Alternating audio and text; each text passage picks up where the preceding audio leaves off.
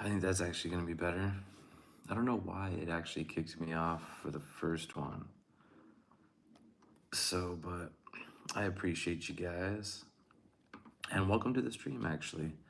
Um, we got a couple of things to talk about. Let's see, I'm going to turn that down. Got to be my own moderator nowadays. All right. So, there's a couple of things, multiple apps together. There's a couple of things I wanted to go over, as far as trusting God in dark places. Trusting God in dark places. It's a good subject. It's interesting. We don't really necessarily think about it too much. We kind of I would say at least for myself, go about my everyday and before Jesus, and just I don't know, just do what I needed to do. And then anytime there is a dark spot or whatnot, I would just try to forget about it in whatever way I could. I wouldn't try to put too much attention to it. I would pray sometimes maybe, and but I never put faith into God and trusted in Him to work in my life.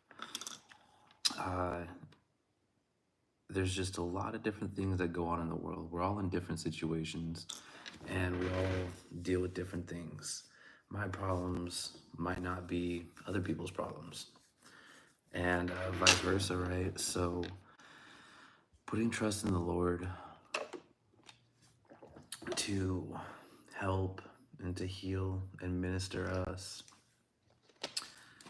is all that we can do. And when we do that, the Lord works in mysterious ways. He has a way of bringing peace, comfort, love, and joy into our hearts, even in the darkest of times. We were reading Job, and I personally relate with Job quite a bit.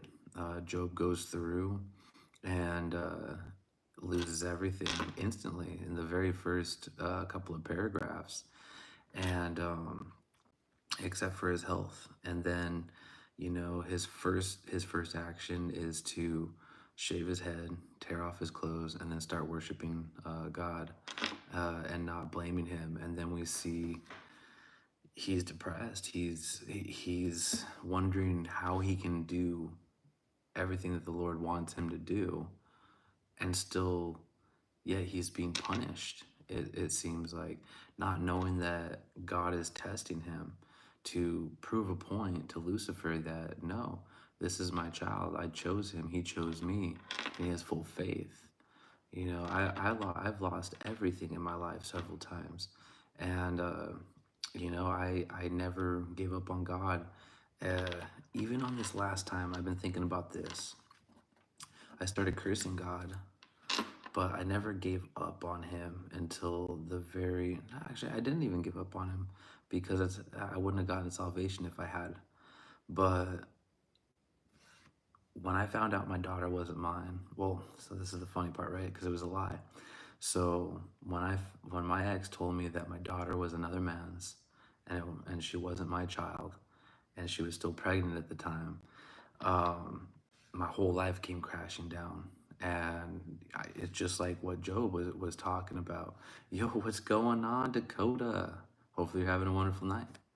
And I didn't know what to do, and I started questioning God. I started resenting God. I started, wishing I hadn't been here in this world.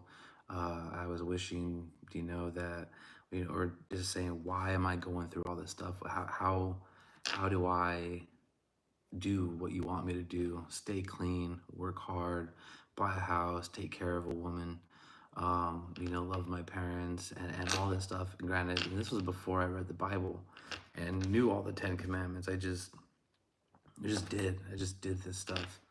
I'm doing great. Actually, just been relaxing.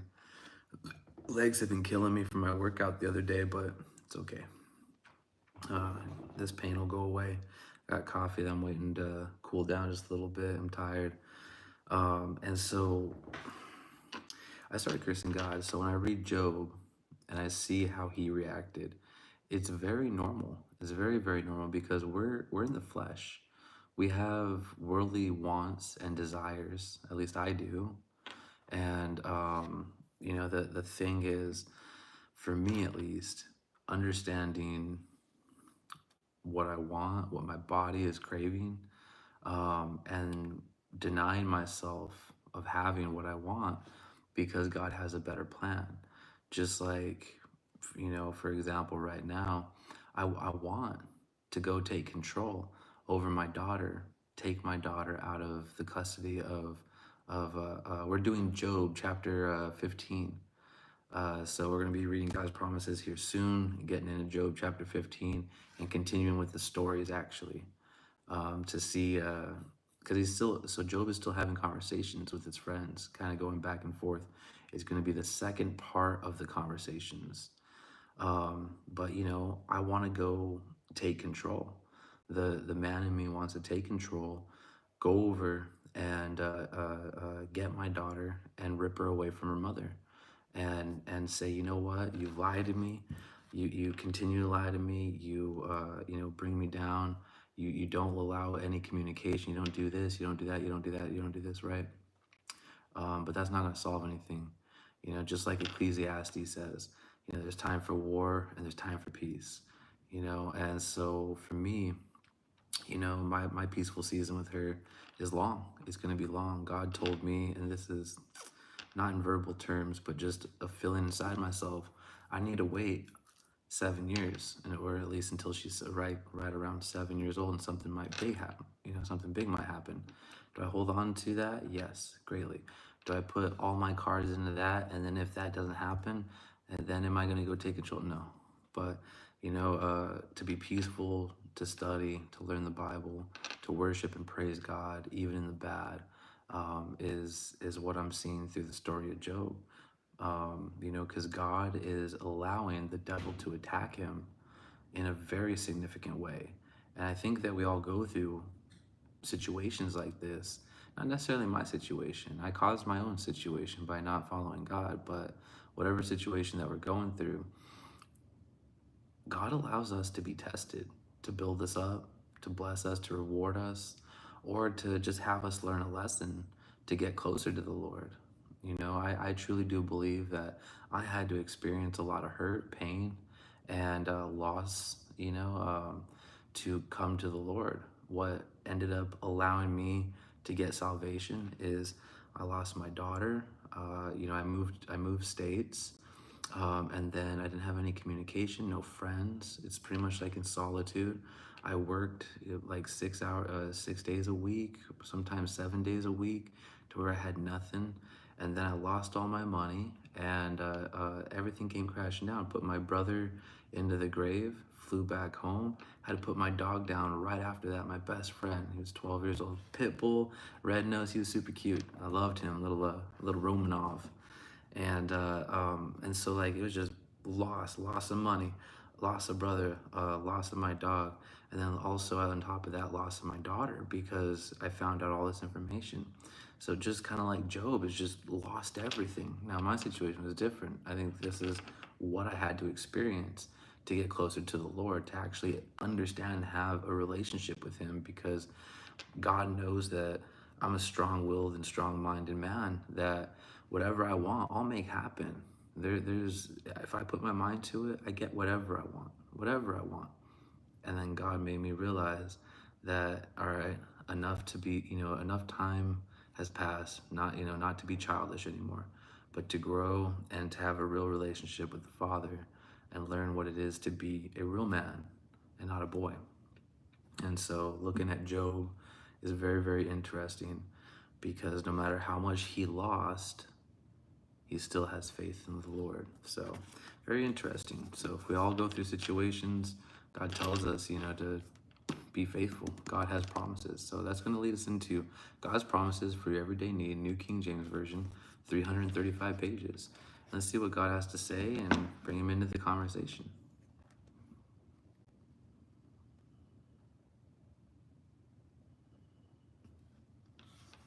All right. Ooh. I like this. This is good. All right, so this is page 48, and I'm going to attempt this coffee drink.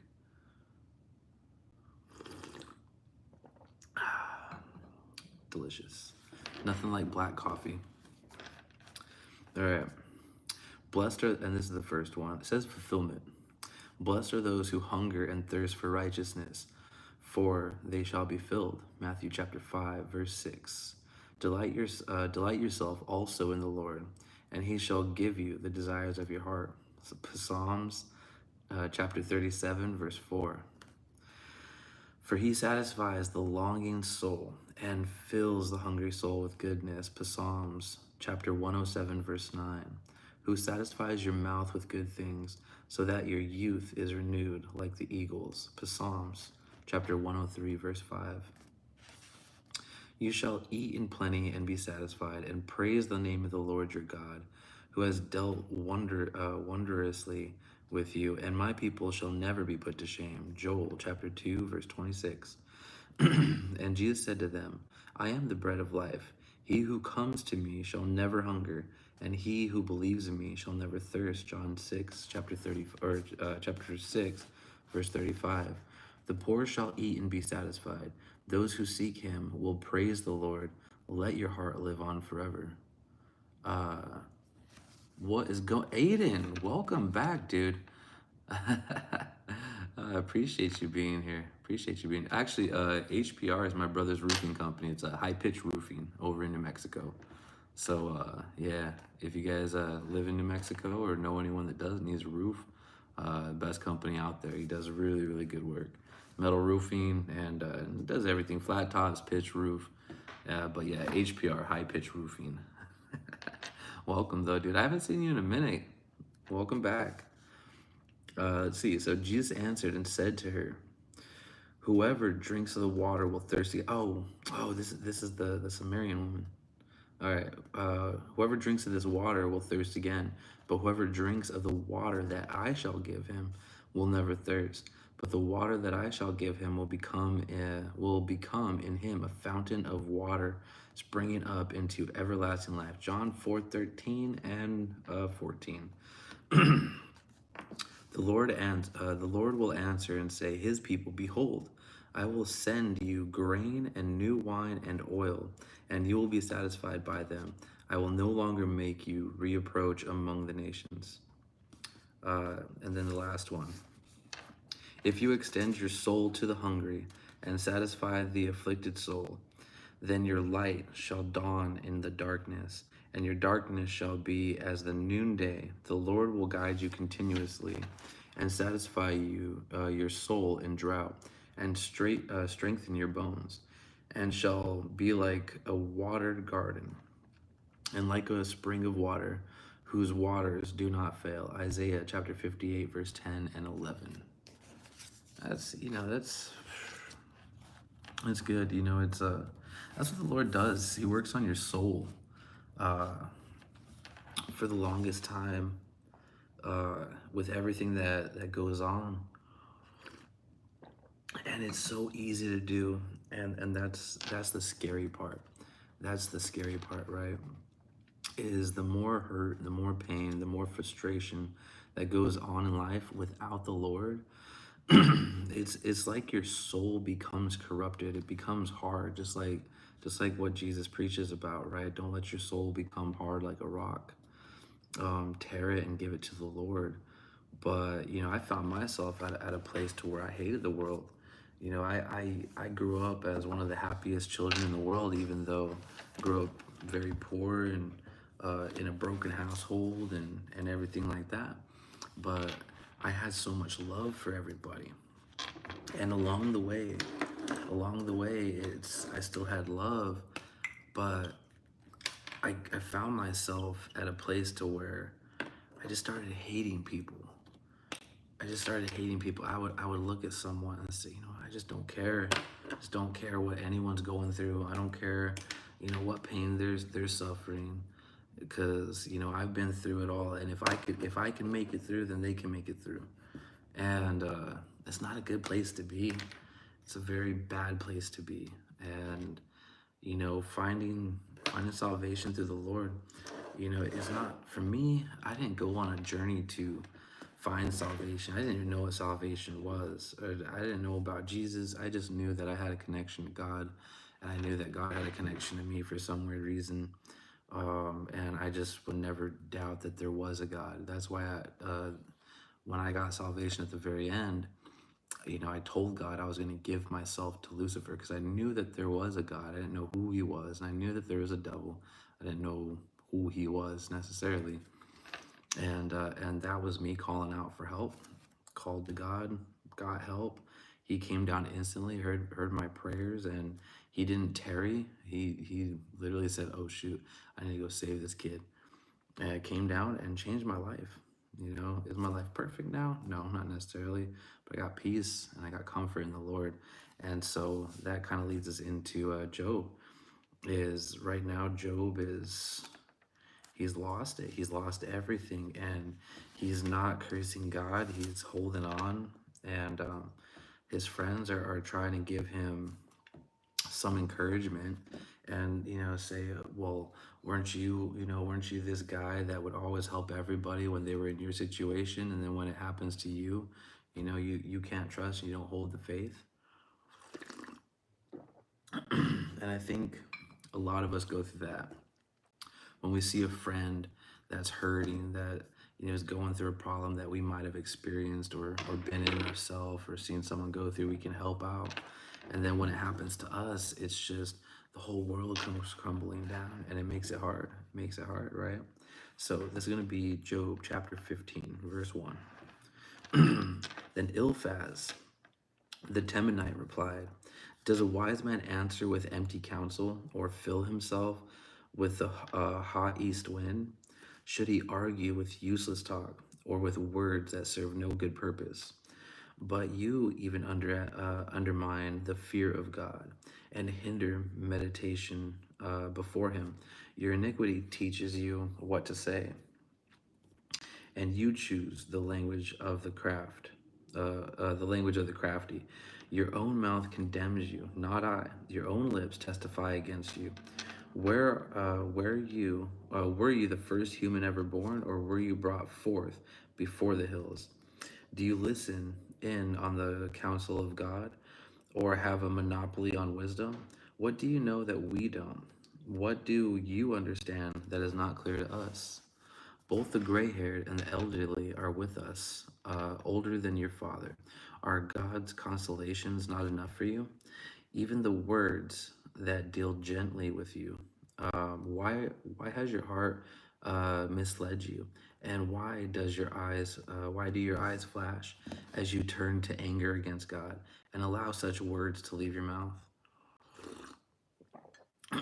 What is a mere human that he should be pure, or one born of a woman that he should be righteous?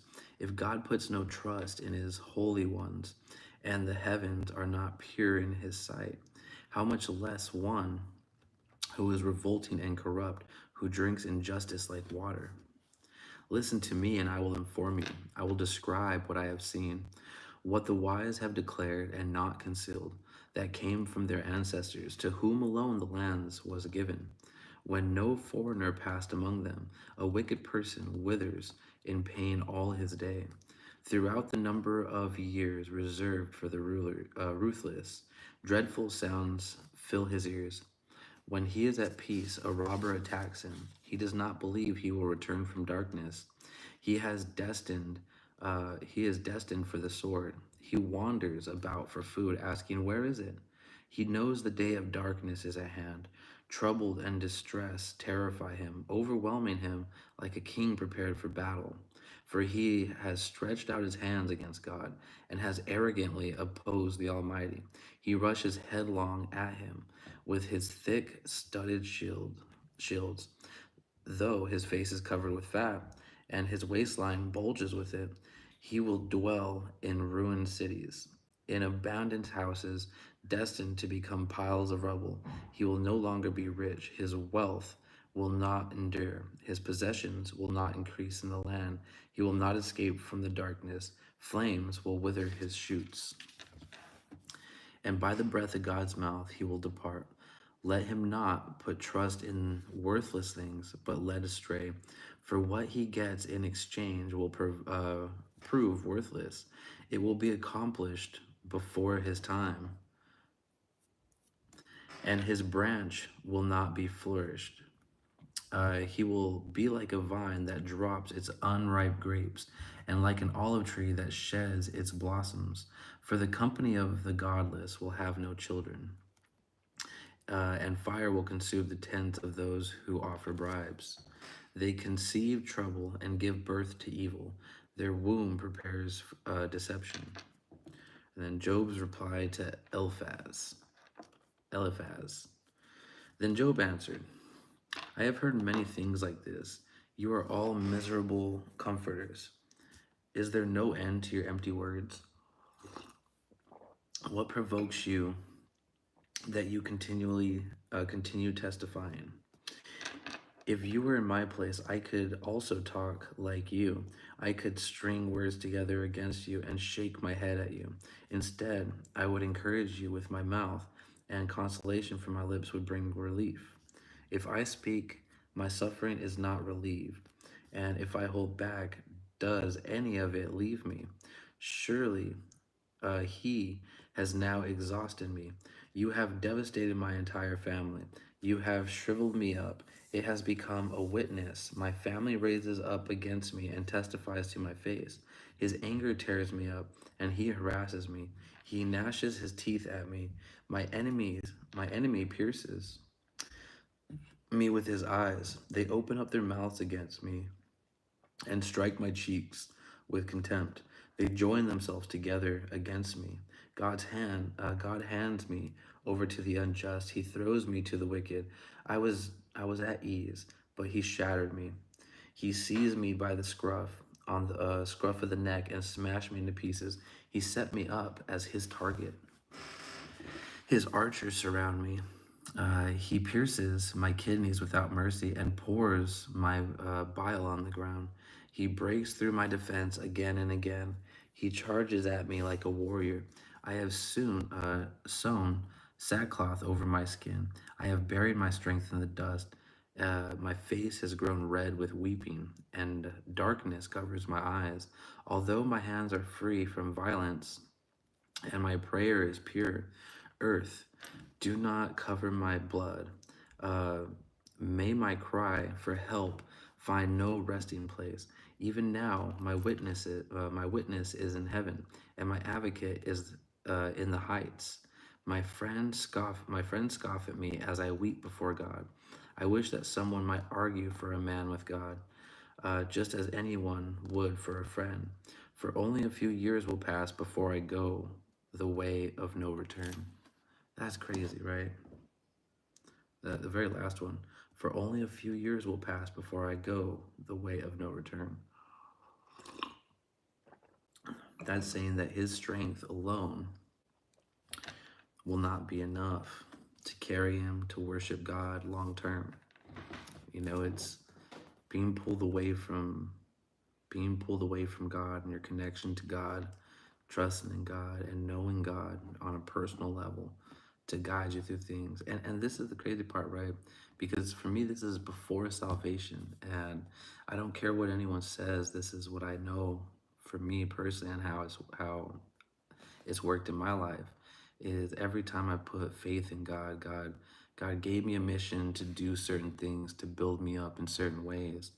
And I just, even when I lost my jewelry job and I was fired because they were downsizing, there was no other reason other than I wasn't good enough for them to hold on long term. And that was it. You know, they kept their best guys. And I thought my world was crashing down. I said, I put like 8 years in here, 7 years in this company or something, you know, trying to be a jeweler and sticking with the crappy pay, only earning $12 an hour. And things were really, really tight. And I lost that. And then, you know, I still trusted in God, you know, that he had a plan, even though I thought I wasn't going to be a goldsmith anymore, and that my future for being a goldsmith wasn't going to turn out. But I trust, and I said, all right, well, I got to go do something else to earn money right now. So I went to go work for my brother, and I got paid a whole bunch of money, and just money was just piling up on my floor because I got paid cash, and it was nice. It was actually really nice. I worked really hard for it, and it was nice. And then I got a call. I got a random call, and I got a job offer saying, look, there's a bid put on this store. They want to open a jewelry shop, jewelry repair shop, and they don't know anything about it. Do you want to come in? So I took that opportunity and increased my pay a little bit. I took a pay loss from what I was earning at my brother's company because I was getting paid a lot of money, and I took a loss because I wanted to follow my passion of jewelry and repairing jewelry and bringing couples together and all this stuff, right? Anyways, but I still trust in God, and He gave me an opportunity. And then COVID hit, and right before that happened, I quit my job so I could do custom chains at home in my own personal jewelry shop. And so I didn't get a cent from the government. So I had to stop doing jewelry again, other than just fun personal jewelry. And I didn't stop trusting in God, even though at this time I was still cursing God because I still didn't know about my daughter.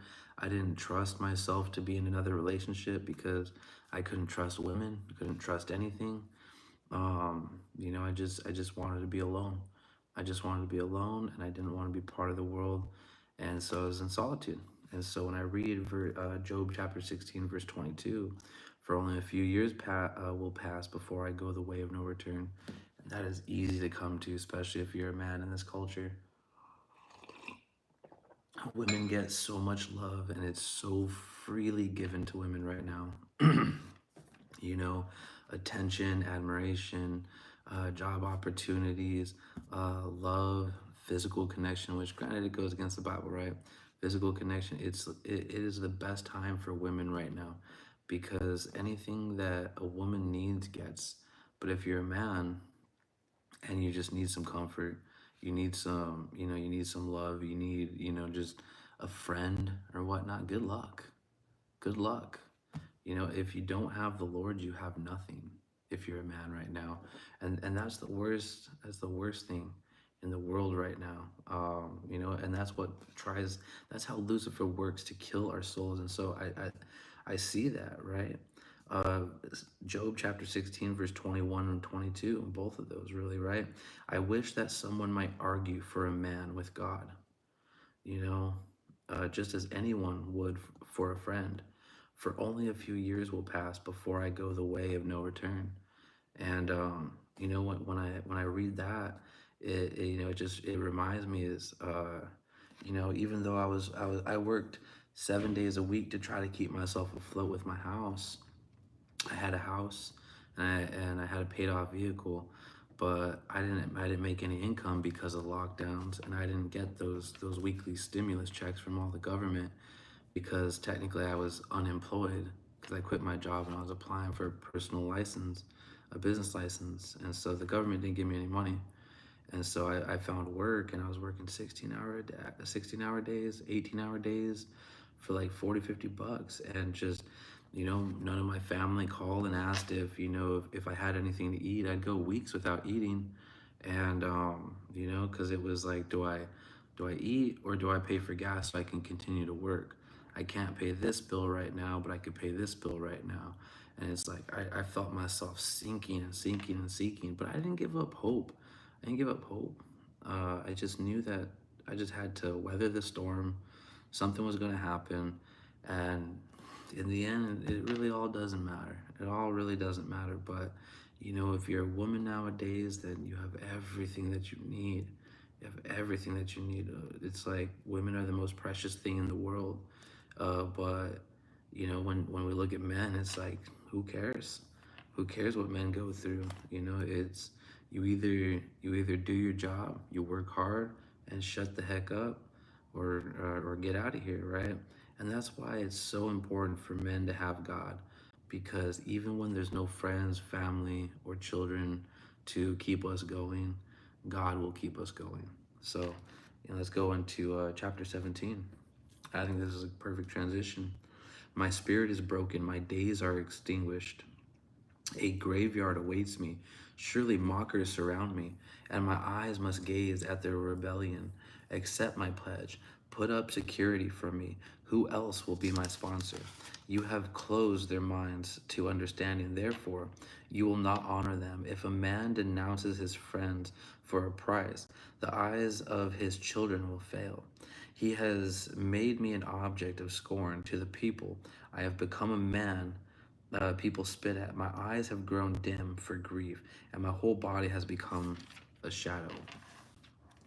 The upright are appalled at this, and the innocent are aroused against the godless. Yet the righteous person will hold to his ways, and the one whose hands are clean will grow stronger. But come back and try again, all of you. I will not find a wise man again among you. My days have slipped by, my plans have been ruined. Even the things dear to my heart, they turned night into day and made light seem near in the face of darkness. If I await Sheol at my home, spread out my bed in darkness, and say to corruption, you are my father, and to the maggot, my mother or my sister, where then is my hope? Who can see any hope for me? Will it go down to the gates of Sheol, or will we descend together to the dust? Now, this is going to transition into Bildad. Bildad speaks. And give me 1 second. I'm going to go grab a little bit more coffee. My legs are still killing me, so forgive me.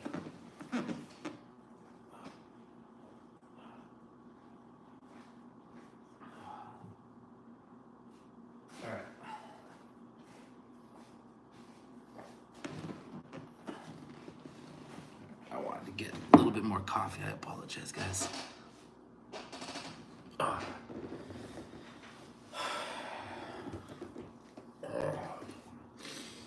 body is like breaking down. Feels good. My legs hurt so bad. All right, but I got coffee.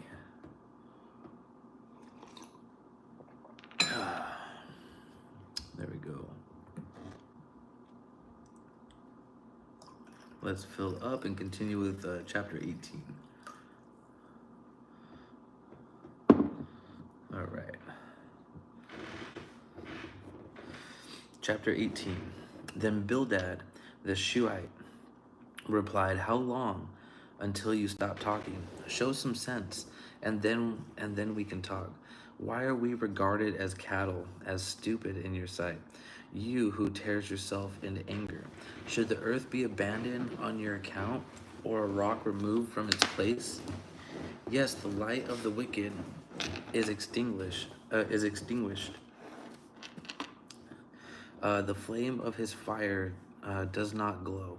The light of his tent grows dark, and the lamp beside him is put out. His powerful stride is shortened, and and his own schemes trip him up. For his own feet lead him into a net, and he strays into its mesh. A trap catches him by the heel. A noose seizes him. A rope lies hidden for him on the ground, and a snare waits for him along the path. What up, Jackie? No, not old age. Just I worked out hard in the gym and did legs. I never work out my legs actually. I need to.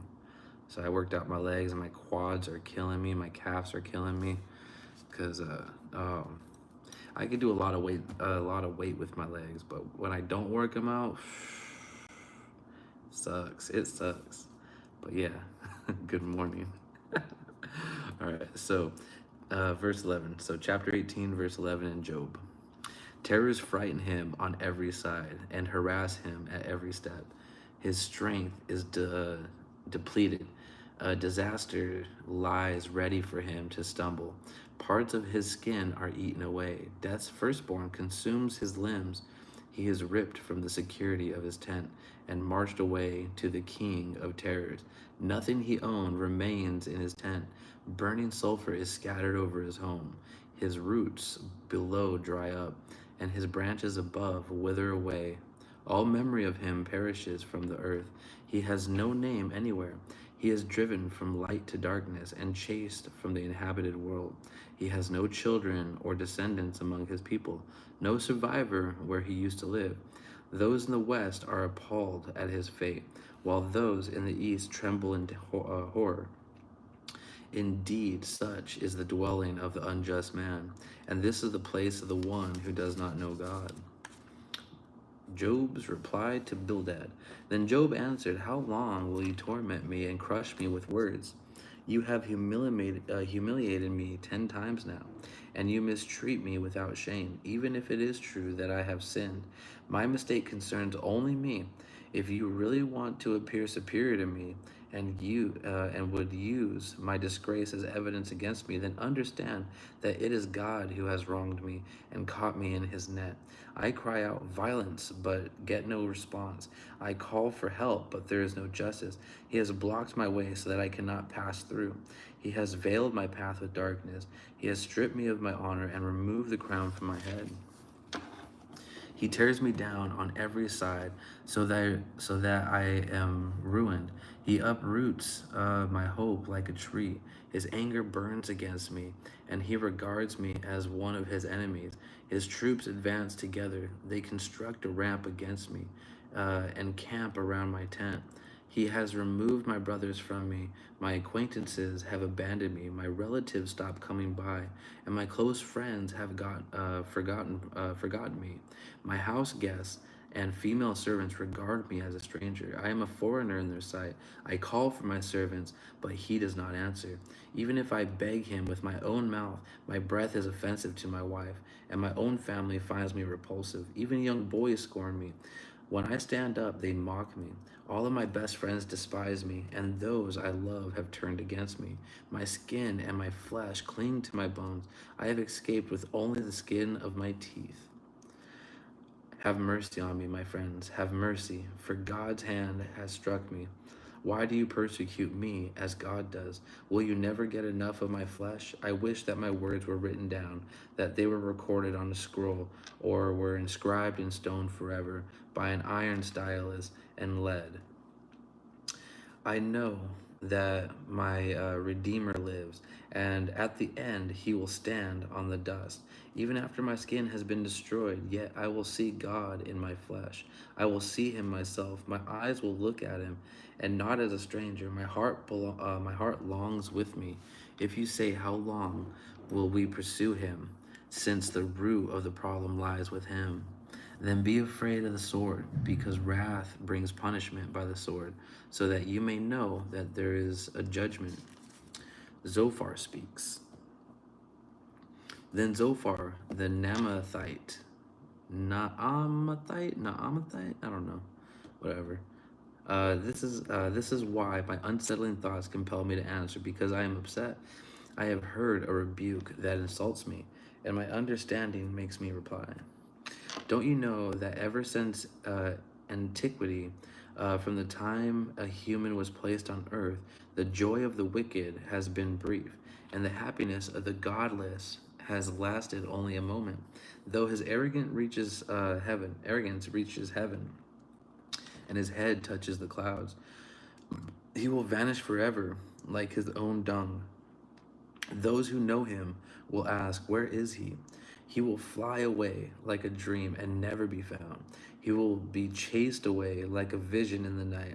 The eye that saw him will see him no more. And his household will no longer see him. His children will beg from the poor, for his own hands must give back his wealth. His frame must be full of youthful vigor, but it will lie down with him in dust. Though evil tastes sweet in his mouth, and he conceals it under his tongue, though he cherishes it and will not let it go, but keeps it in his mouth, yet the food in his stomach turns into cobras, venom inside him. He swallows wealth, but must vomit it up. God will force it from his stomach. He will suck the poison of cobras. A viper's fangs will kill him. He will not enjoy the streams, the rivers flowing with honey and curds. He must return the fruit of his labor without consuming it. He doesn't enjoy the profits from his trading, for he oppressed and abandoned the poor. He seized a house he did not build, because his appetite is never satisfied. He does not let anything he desires escape. Nothing is left for him to consume. Therefore, his prosperity will not last. At the height of his success, distress will come to him. The full weight of misery will crush him. When he fills his stomach, God will send his burning anger against him, raining it down on him while he is eating. If he flees from an iron weapon, an arrow from a bronze bow will pierce him. He pulls it out of his back, the flashing tip out of his liver. Terrors come over him. Total darkness is reserved for his treasure. A fire unfanned by human hands will consume him. It will feed on what is left in his tent. The heavens will expose his iniquity, and the earth will rise up against him. The possessions in his house will be removed, flowing away on the day of God's anger. This is the wicked person's lot from God, the inheritance God ordained for him. Crazy. You know, Job is amazing. All right. So, chapter 21. So this is Job's reply to Zophar. Then Job answered, pay close attention to my words. Let this be the consolation you offer. Bear with me while I speak. Then after I have spoken, you may continue mocking. As for me, is my complaint against a human being? Then why shouldn't I be impatient? Look at me and shudder. Put your hand over your mouth. When I think about it, I am terrified and my body trembles in horror. Why do the wicked continue to live, growing old and becoming powerful? Their children are established while they are still alive, and their descendants before their eyes. Their homes are secure and free of fear. All right, free of fear.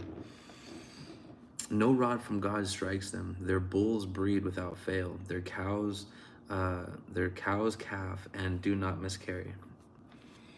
They let their little ones run around like lambs. Their children skip about, singing to the tambourine and lyre and rejoicing at the sound of the flute.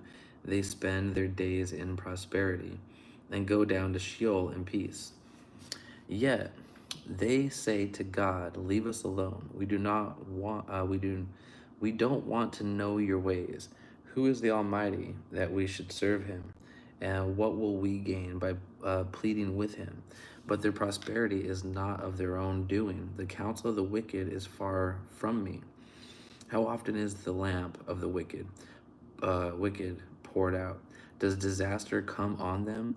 Does he apportion destruction in his anger? Are they like straw before the wind, like chaff storm sweeps away? God reserves a person's punishment for his children. Let God repay the person himself, so that he may know it. Let his own eyes see his demise. Let him drink from the Almighty's wrath, for he does not care about his family once he is dead, when the number of his months have run out. Can anyone teach God's knowledge? Can anyone teach God knowledge, since he judges the exalted ones? One person died in excellent health, completely secure and at ease. His body is well fed, and his bones are full of marrow. Yet another person dies with a bitter soul, having never tasted prosperity. But they both lie in the dust, and worms cover them. I know your thoughts very well, the schemes by which you would wrong me. For they say, "Where now is the nobleman's house, and where are the tents of the wicked? Tents the wicked lived in." Have you never consulted those who travel the roads? Don't you accept their reports? Indeed, the evil person is spared from the day of disaster, rescued from the day of wrath. Ooh, I want to highlight that. Who would denounce his behavior to his face? Who would repay him for what he has done? He is carried to the grave, and someone keeps watch over his tomb. The dirt on his grave is sweet to him. Everyone follows behind him, and those who go out go before him are without number. So how can you offer me such futile comfort? Your answers are deceptive. I want to go back and highlight. Where was it? Mm, indeed, the evil person is spared from the evil. Indeed, the evil person is spared from the day of disaster and rescued from the day of wrath. That's crazy. Okay, so that's going to be verse 30. Indeed, the evil person is spared from the day of disaster, rescued from the day of wrath. Who would denounce his behavior to his face? Who would repay him for? I don't know why it says that like that, because I'm thinking, the Jesus' second or third coming, depending on how you look at it. I mean, it could be Jesus' not second coming, but third coming. No, it is the second coming, because like Jesus was here first in Genesis. It's the Spirit, and then God. I don't know. This is a lot. This is a lot. I'm getting a lot of stuff out of here. So it's very interesting. Psalms.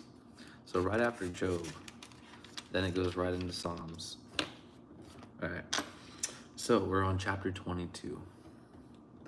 Third series of speeches. All right. Eliphaz speaks. Then Eliphaz the Temanite replied, "Can a man be of any use to God? Can even a wise man be of use to him? Does it delight the Almighty if you are righteous? Does he profit if you are if you perfect your behavior? Does he profit if you does he correct you and take you to court because of your piety? Isn't your wickedness abundant? And aren't your iniquities endless? For you took collateral from your brothers without cause, stripping off their clothes and leaving them naked. You gave no water to the thirsty, and withheld food from the famished, while the land belonged to a powerful man, and an influential man lived on it. You sent widows away empty-handed, and strength of the fatherless was crushed. Therefore, snares surround you, and sudden dread terrifies you, or darkness so you cannot see. A flood of water covers you. Isn't God as high as the heavens? And look at the highest stars, how lofty they are. Yet you say, what does God know? Can he judge through total darkness? Clouds veil him so that he cannot see as he walks on the circle of the sky. Will you continue on the ancient path that wicked men have walked? They were snatched away before their time. Their foundations were washed away by a river. They were the ones who said to God, leave us alone. And what can the Almighty do to us? But it was he who filled their houses with good things. The counsel of the wicked is far from me. The righteous see this and rejoice. The innocent mock them, saying, surely your opponents are destroyed, and fire has consumed what they left behind. Come to terms with God and be at peace. In this way, good will come to you. Receive instruction from his mouth, and place his sayings in your heart. If you return to the Almighty, you will be renewed. If you banish injustice from your tent, and consign your gold to the dust, the gold of Ophir to the stones in the Wadis, the Almighty will be your gold, and your finest silver. Then you will delight in the Almighty, and lift up your face to God. You will pray to him, and he will hear you, and you will fulfill your vows. When you make a decision, it will be carried out, and light will shine on your ways.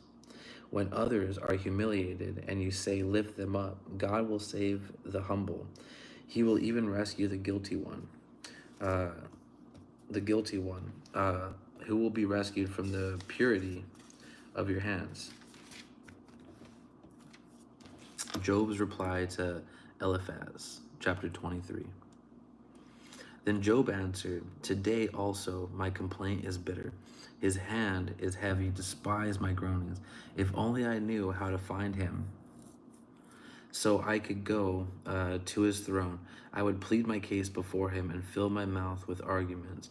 I would learn how he would answer me and understand what he would say to me. Would he prosecute me forcefully? No.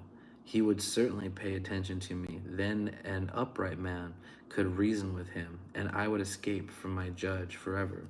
If I go east, he is not there, and if I go west, I cannot perceive him. When he is at work to the north, I cannot see him, and when he turns south, I cannot find him. Yet he knows the way I have taken. He knows he has tested me. I will emerge as pure gold. My feet have followed on his tracks. I have kept to his way, and not turned aside. I have not departed from the commands from his lips. I have treasured the words from his mouth more than my daily food. But he is unchangeable. Who can oppose him? He does what he desires. He will certainly accomplish what he has decreed for me, and he has many more things like these in mind. Therefore, I am terrified in his presence. When I consider this, I am afraid of him. God has made my heart faint. The Almighty has terrified me. I am not destroyed by the darkness, by the thick darkness that covers my face. Yet I am not destroyed by the darkness, by the thick darkness that covers my face. I like that a lot. I'm going to highlight this section. So it's going to be Job chapter 23, verse 13. This is powerful because I understand this. Okay, so, but he is unchangeable. Who can oppose him? He does what he wants, what he desires. He will certainly accomplish what he has decreed for me, and he has many more things like these in mind. Therefore, I am terrified in his presence. When I consider this, I am afraid of him. God has made my heart faint. The Almighty has terrified me. Yet I am not destroyed by the darkness, by the thick darkness that covers my eyes. I completely understand this a lot. I want to do a little bracket around this. I haven't really highlighted Job much because this is the first time I'm reading it. And I'm just really getting entertained with, honestly, Job's responses. You know, the words of wisdom that his friends are giving him are good. But I'm having a really good time with the response that Job is giving, because I've experienced this several times. You know, I don't know, a lot of Christians will say that God doesn't have wrath. You know, it's, you know, God is all love all the time. God is good all the time. And it's like, no, he's not. He likes to test, and he likes to, you know, see where the heart of his followers lie. Where do I put this? I gotta clean this off. I'm gonna reorganize this whole desk actually. And for me, God terrifies me. God terrifies me. This is why for me, it's not a work-based faith. But after getting salvation, I don't know. I just need to work as much as possible to show God that I appreciate it. And, you know, and hope and pray that I don't turn back to my old ways, because, you know, I want to show the Lord that, you know, I'm grateful for every single second that he's given me. But I have seen that God tests me. God definitely has tested me in my life with a lot of different things. And my connection to God is, like I said, is I didn't believe in Jesus yet. I didn't know who Jesus was. I think if, you know, if I would have known who Jesus was, I probably would have believed in him sooner. Maybe not. I don't know. But I know when I got salvation, I had a supernatural experience with him, and I actually saw his power, his true actual power. And so for me, he terrifies me. Is, you know, I appreciate salvation and I'm grateful for it. And you know, he didn't tell me if I could lose it or not. but the thought that there's a possibility, and it's crazy because no one knows. In scripture, scripture tells me a lot of different things, but I have to continue to work for God's kingdom and never denounce him, never turn away from him. And that's what we see Job doing right here, right? And so when Job says in verse 13, but he is unchangeable, who can oppose him? He does what he desires. God does whatever he wants to do to either test us and see where our hearts truly lie. And those are the moments where God's not with us. Um, and for me, a couple of times, I've failed. I have failed. Like when I lost communication with my ex because she, that whole situation thought my daughter was another man's. I didn't trust in God. I turned away and I broke down and I started doing everything myself instead of just trusting in the Lord. um, you know, and it's like a test. It's like a test. And I definitely didn't pass, but it did bring me to salvation, so I'm grateful. Everything happens for a reason, whether we pass or fail. And God is just kind of doing tally marks, trying to figure out, what we're going to choose. And then in verse 14, he will certainly accomplish what he has decreed for me, and he has many more things like these in mind. um, test will never stop. Job in chapter what 22? No, 21. He's no, that's Zophar, because and then third series Zophar. So it was in 20. Job 20, no 20. Dang, 19. Job's reply to Bildad. Let's see. I cry out violence, but get no response, and call for help, and there is no justice. He has veiled my path, removes the crown from my head. He's talking about my breath is offensive to my wife. And he was kind of talking about why do the wicked prosper? And was it Zophar? It was one of these gentlemen that we just read. Pretty much like, the wicked prosper, their children go to Sheol. Oh yeah. So it's Job's reply. Yeah, here we go. Chapter 21. Job replied to Zophar, right? It is, as for me, is my complaint against human being, then why shouldn't I be impatient? Look at my shudder. Put your hand over your mouth when you think that I am terrified, and my body trembles in horror. Why do the wicked continue to live, growing old and becoming powerful? Their children are established while they are still alive, and their descendants before their eyes. Let's see, their homes are secure and free of fear. No rod from God strikes them. Their bulls breed without fail, and their cows calf and do not miscarry. They let their little ones run around like lambs. Their children skip about, singing to the tambourine and lyre, and rejoicing at the sound of the flute. They spend their days in prosperity and go down to Sheol in peace. Yet they say to God, leave us alone. We don't want to know your ways. Who is the Almighty that we should serve him? And what will we gain by pleading with him? But their prosperity is not their own doing. The counsel of the wicked is far from me. So I'm actually going to highlight that because that's very important, right? Let's go highlight those verses real quick. So Job chapter 21 verse 7. Why do the wicked continue to live, growing old and becoming powerful? Their children are established while they are still alive, and their descendants before their eyes. Their homes are secure and free of fear. No rod from God strikes them. And then I'm going to skip verse 10. I don't really care about their bulls, but verse 11.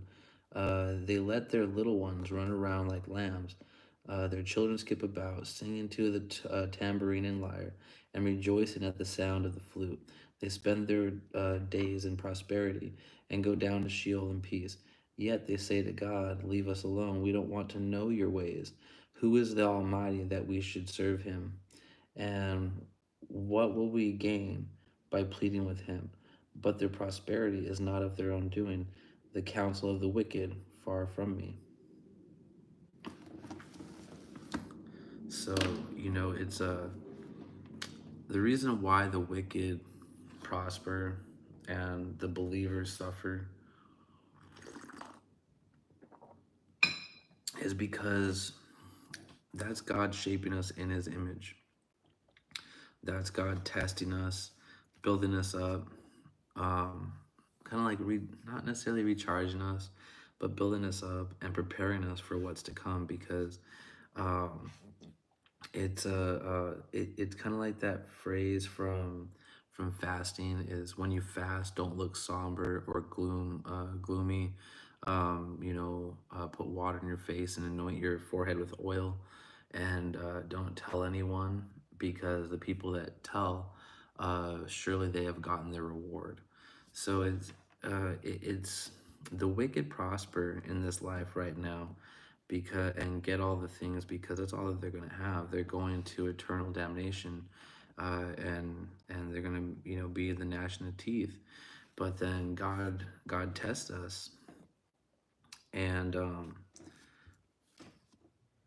and wants to build us up. He wants to make sure that our heart is set on him and him alone, um, and that and through the test we get stronger, we get better, we get more wise, and it's kind of like God's way of saying, look, you can go through all this and keep believing in me, because God will pull us out. So let me do a little sub note real quick, saying the wicked prosper because the world is their reward. The wicked prosper because their reward is here on earth, comma, they are going, oh, dang, I misspelled that, are going to hell. Hell to suffer after death. We suffer now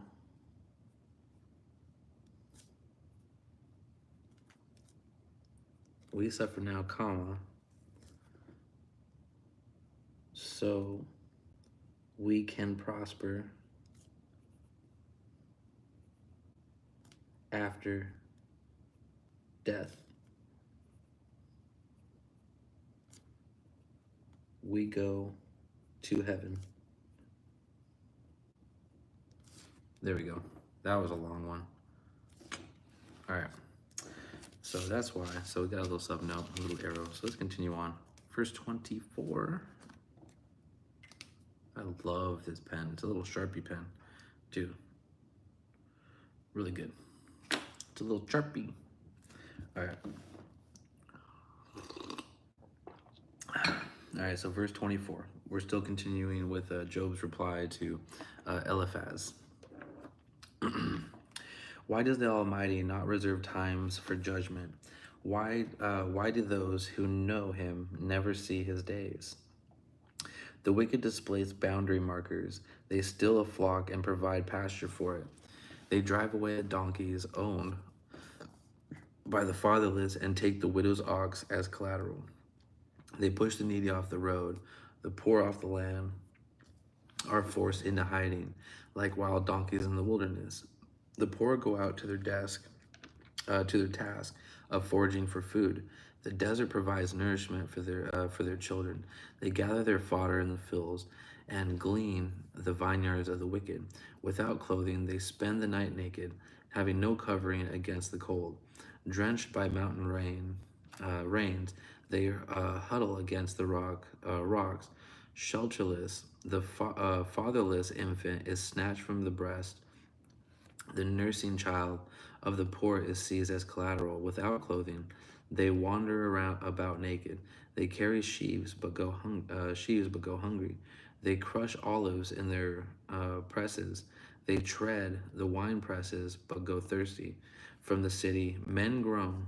The mortally wounded, cry for help, yet God pays no attention to this crime. The wicked are those who rebel against the light. They do not recognize its ways or stay on its paths. The murderer rises at dawn to kill the poor and needy, and by night he becomes a thief. The adulterer's eyes watch for twilight, thinking, "No eye will see me." He covers his face. In the dark, they break into houses. By day, they lock themselves in, never experiencing the light. For the morning is like darkness to them. Surely they are familiar with the terrors of darkness. They float on the surface of the water. Their section of land is cursed, so that they never go. They never go to their vineyards. As dry ground and heat snatch away the melted snow, so Sheol stills those who have sinned. The womb forgets them, worms feed on them. They are remembered no more. So injustice is broken like a tree. They prey on the childless woman who is unable to conceive, and do not deal kindly with the widow. Yet God drags away the mighty by his power. When he rises up, they have no assurance of life. He gives them a sense of security so they can rely on it. But his eyes watch over their ways. They are exalted for a moment, then gone. They are brought low and shrivel up like everything else. They wither like heads of grain. If this is not true, then who can prove me a liar and show that my speech is worthless? Oh, dang, this is a short one. Bildad is like, and then stops. And then Job replies to him. It's a short one. All right, Bildad, chapter 25. Probably the shortest chapter in Job. It's funny. I'm looking at that and I'm just thinking, all right, Job just had a long-winded response. Bildad's just saying like, "Go get him," and then Job is just like, "Nah, the Lord." All right, so Bildad speaks, chapter 25. Then Bildad the Shuhite replied, "Dominion and dread belong to him, the one who establishes harmony in his heights. Can his troops be numbered? Does his light not shine on everyone? How can a human be justified before God? How can one born of woman be pure? Even if the moon does not shine and the stars are not pure in his sight, how much less a human who is a maggot, a son of man who is a worm?" Job's reply to Bildad. Then Job answered, chapter 26. Then Job answered, how you have helped the powerless and delivered the arm that is weak? Have you counseled the unwise and abundantly provided insight? With whom did you speak these words? Whose breath came out of your mouth? The departed spirits tremble beneath the waters and all that inhabit them. Sheol is naked before God, and Abaddon has no covering. He stretches the north skies over empty spaces. He hangs the earth on nothing. He wraps up the water in his clouds. Yet the clouds do not burst beneath its weight. He obscures the view of his throne, spreading his clouds over it. He laid out the horizon on the surface of the water and boundary between the light and darkness. The pillars that hold up the sky tremble.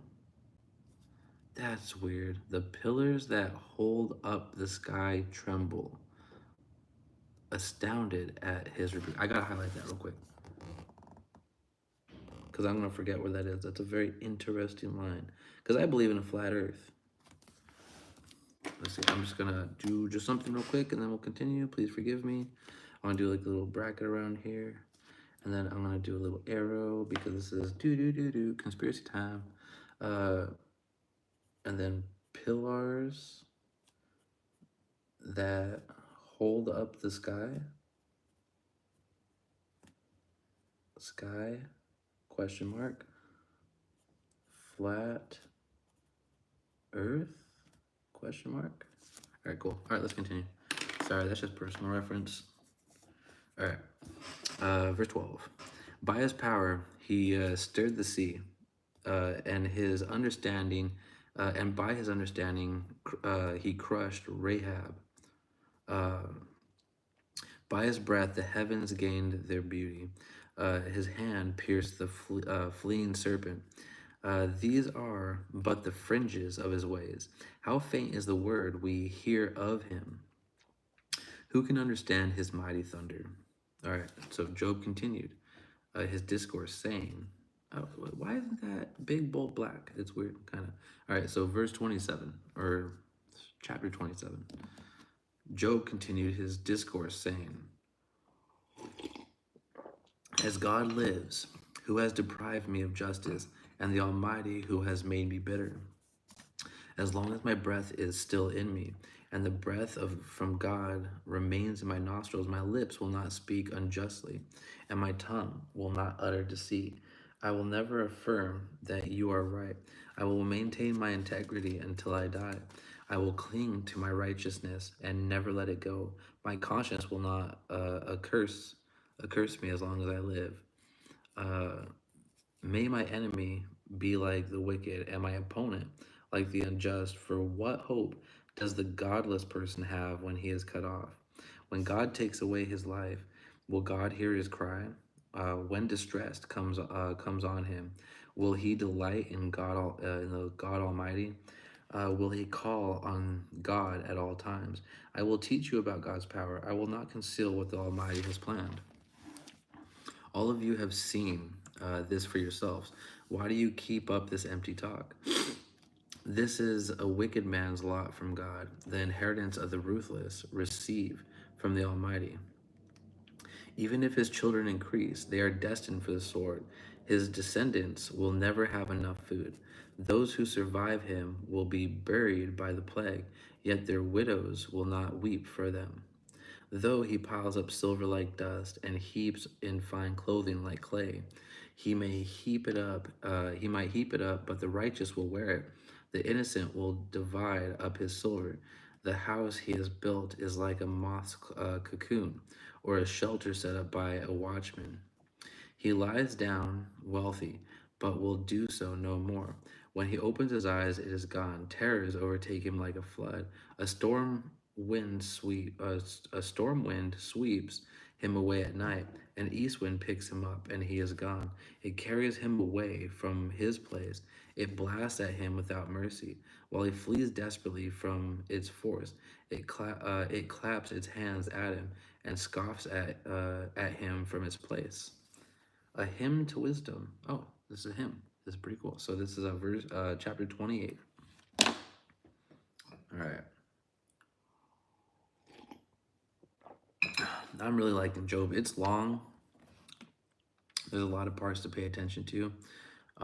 But Job is really good. There's a lot of, especially when Job talks, actually, there's a lot of wisdom in what Job is saying. It's kind of confusing.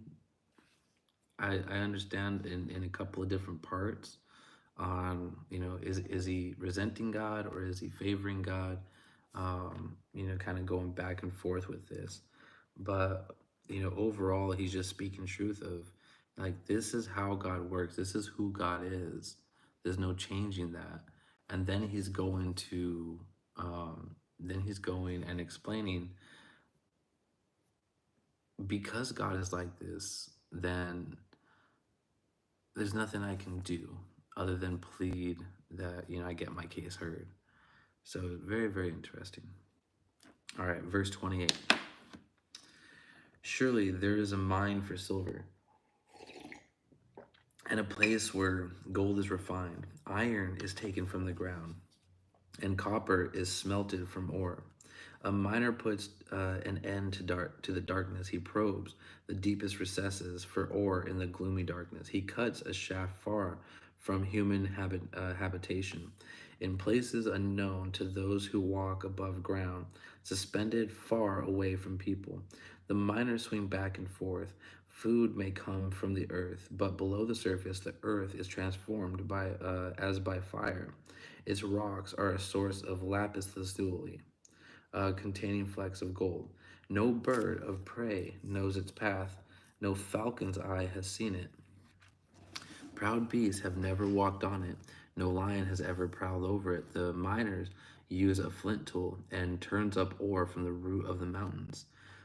He cuts out channels in the rocks, and his eyes spot every treasure. He dams up the streams from flowing, so that he may bring to light what is hidden. But where can wisdom be found, and where is understanding located? No one can know its value, since it cannot be found in the land of the living. The ocean depths say, "It's not in me," while the sea declares, "I don't have it." Gold cannot be exchanged for it, and silver cannot be weighed out for its price. Wisdom cannot be valued in the gold of Ophir, in precious onyx or lapis lazuli. Gold and glass do not compare with it, and articles of fine gold cannot be exchanged for it. Coral and quartz are not worth mentioning. The price of wisdom is beyond pearls. Topaz from Cush cannot compare with it, and it cannot be valued in pure gold. Then where does wisdom come from, and where is understanding located? It is hidden from the eyes of every living thing and concealed from the birds of the sky. Abaddon and death say, we have heard news of it with our ears, but God understands the way to wisdom. He knows its location, for he looks to the ends of the earth and sees everything under the heavens. When God fixed the weight of the wind and distributed the water by measure, when he established a limit for the rain and path for the lightning, he considered wisdom and evaluated it. He established it and examined it. Very interesting, right? Shalom, shalom. What's going on, brother? Welcome. Glad to see you back. He said to mankind, "The fear of the Lord, that is wisdom, and to turn from evil is its understanding." See, fear the Lord our God. I want to highlight that, right? So this is Job chapter 28, verse 28.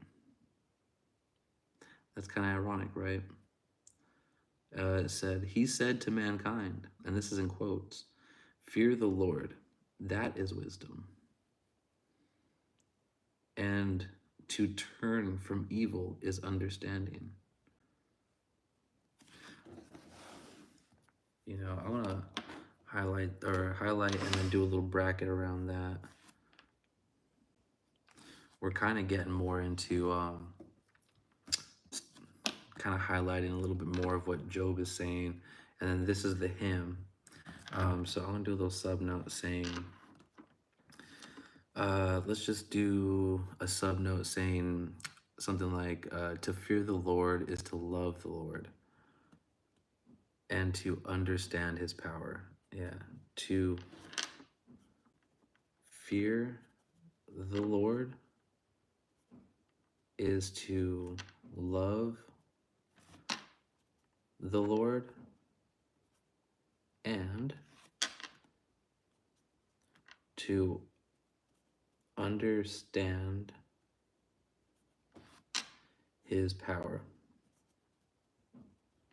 And that's going to be Job chapter 28, verse 28. And then a little bit before that, right? Now it's talking about Abaddon and with the serpent. It said Abaddon.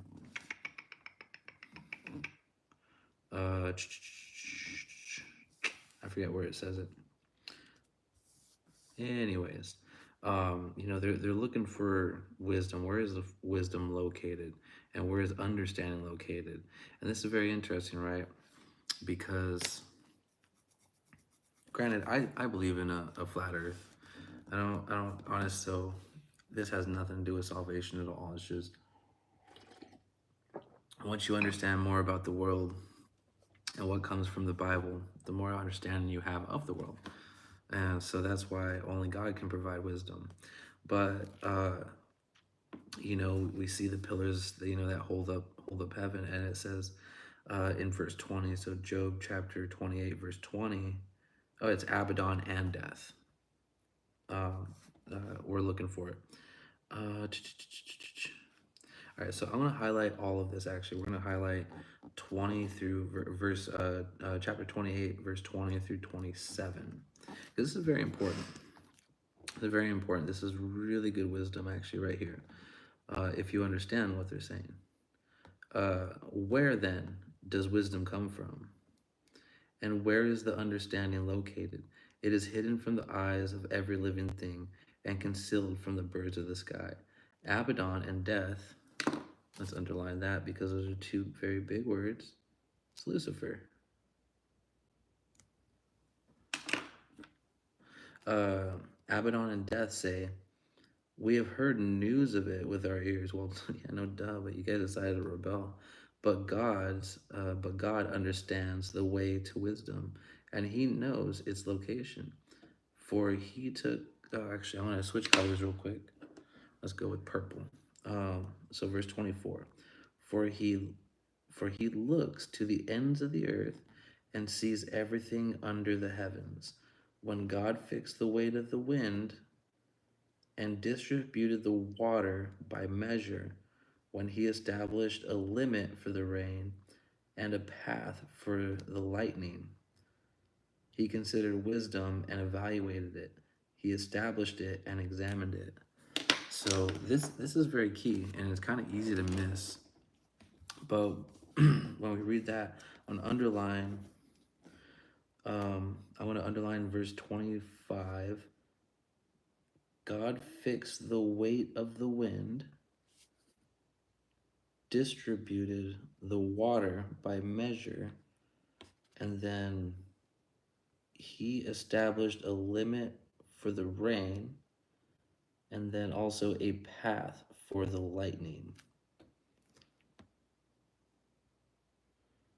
And then I guess I'll underline also, He considered wisdom, evaluated it, and then He established it and examined it.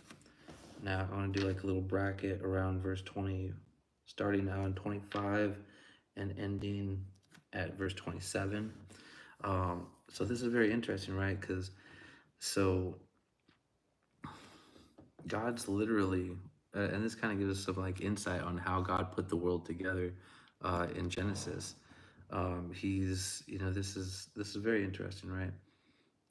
Because He's literally controlling things and putting laws that we can't see here in the world, but putting them in the universe or whatever you want to call it.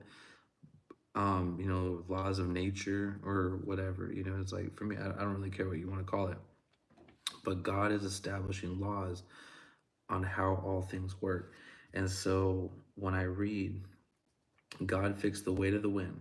So the wind can only blow a certain amount, a certain speed, with a certain strength always. And that's all that it'll ever do unless God is judging the world, right? Bringing a retribution, and then distribute the water by measure. So He put a fixed amount of water here on the earth. We can get no more, and we can't lose any of it. Now, where is it located? That can shift, right? But there's no more, there's no less. That's exactly how it'll be. So this whole climate change thing is just, it's ridiculous. It's just things are shifting. And then He also established a limit for the rain. So, He just chooses where things are going to rain. It can't rain harder or less in anywhere. This is kind of what I'm reading. It could be completely wrong. But there's a certain limit. He won't bring the floods like He used to. That was the covenant that He made with Noah. That's why we got the rainbow. Not the Skittle rainbow that everyone wants to be. Everyone wants to be a Skittle nowadays, apparently. And then also a path for lightning. So He's already predetermined where all lightning is going to take place and whatnot. So that's just very interesting. Kind of fun to think about. And then God already considered wisdom. And it says, and He said to mankind, the fear of the Lord, that is wisdom, and to turn from it is understanding.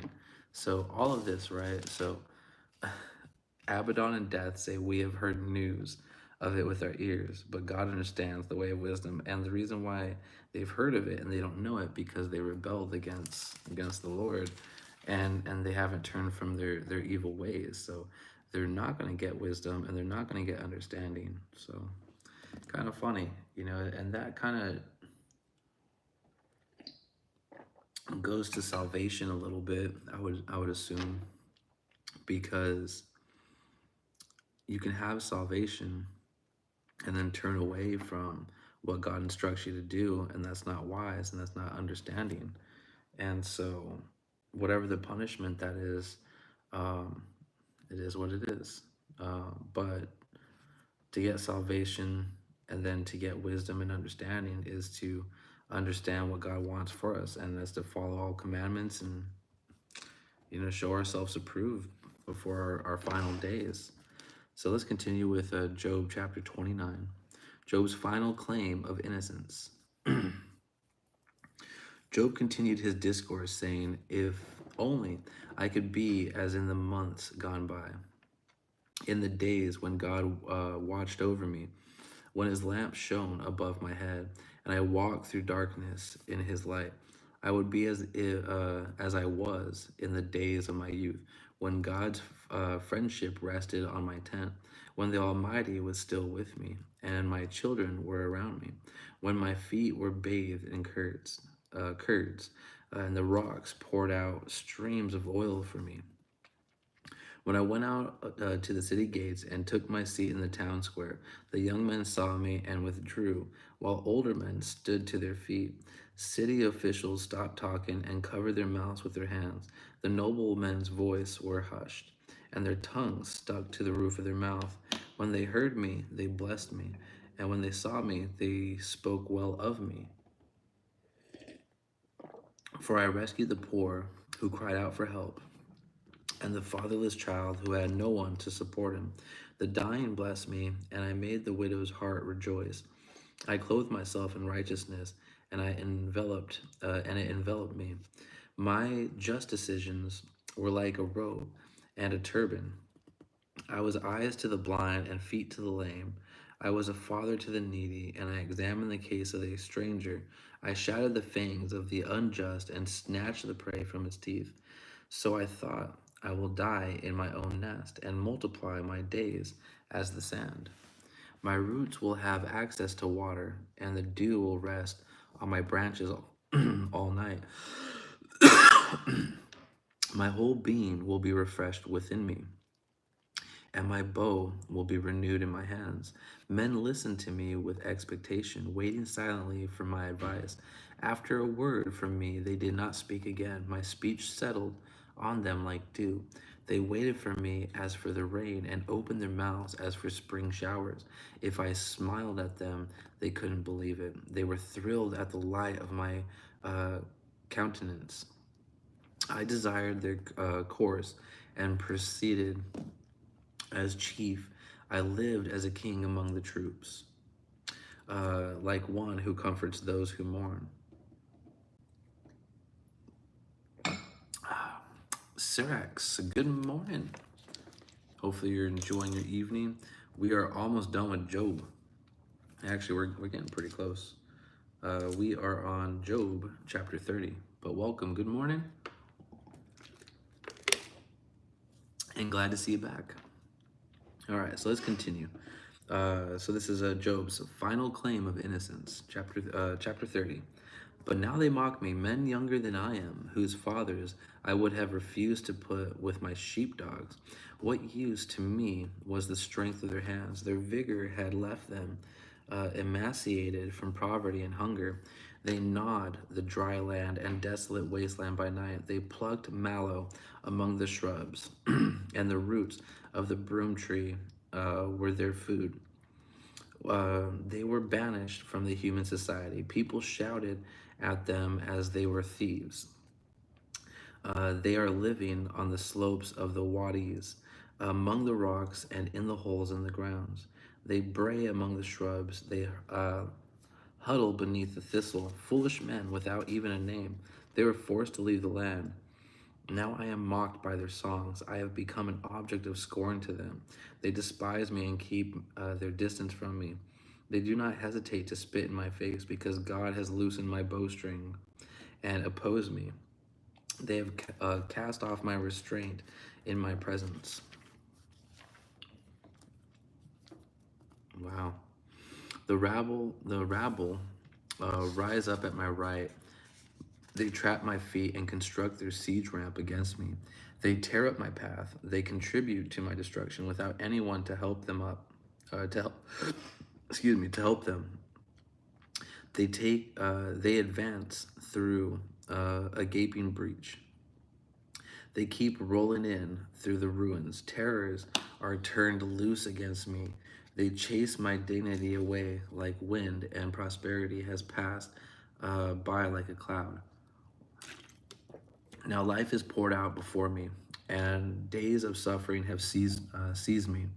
Night pierces my bones, but my gnawing pains never rest. My clothing is distorted with great force. He chokes me by the neck of my garment. He throws me into the mud, and I have become like dust and ashes. I cry out to you for help, but you do not answer me. When I stand up, you merely look at me. You have turned against me with cruelty. You harass me with your strong hand. You lift me up on the wind and make me ride it. You scatter me in the storm. Yes, I know you will lead me to death, the place appointed for all who live. Yet no one would stretch out his hand against a ruined person when he cries out to him for help because of his distress.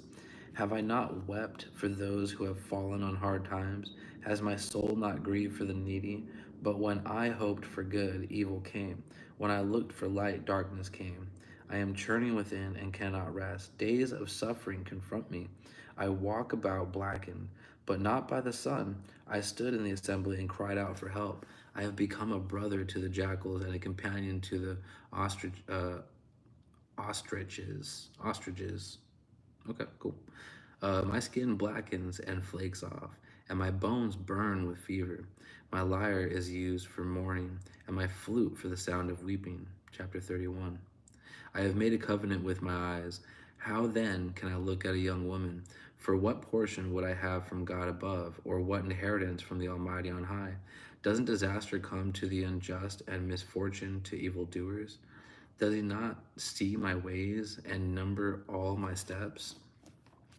If I have walked in falsehood, or my foot has rushed to deceit, let God weigh me on accurate scales, and he will recognize my integrity.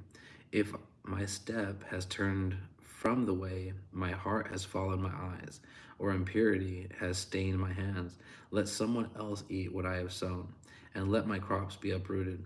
If my heart has gone astray over a woman, or I have lurked at my neighbor's door, let my own wife grind grain for another man, and let other men sleep with her, for that would be a disgrace.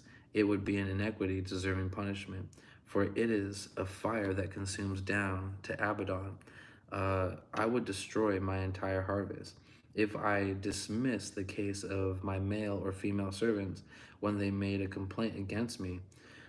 What could I do when God stood up to judge? How could I answer him when he calls me to account? Did not the one who made me in the womb also make them? Did not the same God from us both in the womb? Or I have refused the wishes of the poor, or let the widow's eyes go blind. If I have eaten a few crumbs alone without letting the fatherless eat any of it, from my youth, I raised him as his father, and since the day I was born, I guided the widow. If I have seen anyone dying or lacking of clothes, or needy person without a cloak, if he did if he did not bless me while warming himself with fleece from my sheep, if I ever cast my vote against a fatherless child, when I saw that I had support in the city gate, then let my shoulder blade fall from my back, and let my arm be pulled from its socket. For disaster from God terrifies me, and because of his majesty I could not do these things. If I place my confidence in gold, or called fine gold my trust, or if I had rejoiced because my wealth is great, or because my own hand has acquired so much, if I have gazed at the sun when it was shining, or at the moon moving over in splendor, so that my heart was secretly enticed, and I threw them a kiss, then this would also be an inequity deserving punishment. or if I would have denied God above. Have I rejoiced over my enemy's distress, or become excited when trouble came his way? I have not allowed my mouth to sin by asking for his life with a curse. Haven't the members of my household said, who is there who has not had enough to eat at Job's table? The stranger had to spend the night on the street, for I opened my door to the traveler. Have I covered my transgressions as others do by hiding my iniquity in my heart?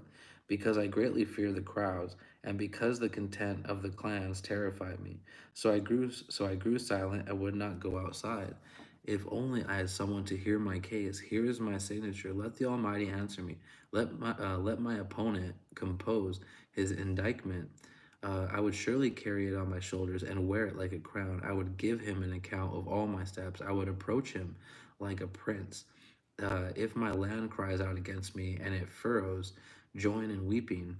If I have consumed its produce without payment, or shown contempt for its tendons, then let thorns grow instead of wheat, and stinkweed instead of barley. The words of Job are concluded. Ooh, interesting. There's a lot that Job is saying early in the morning here. Ooh, yeah, it's starting to get a little bit late over here. So, different sides of the flat earth is right. But hopefully your day is going to be amazing. Shoot. Job said a lot right there. He's pleading his case. He's pleading his case. I mean, that was what? One, two, three chapters of Job pleading his case. Pleading his case before the Lord. I mean, he's in front of his friends, but he's also pleading his case to the Lord, to God.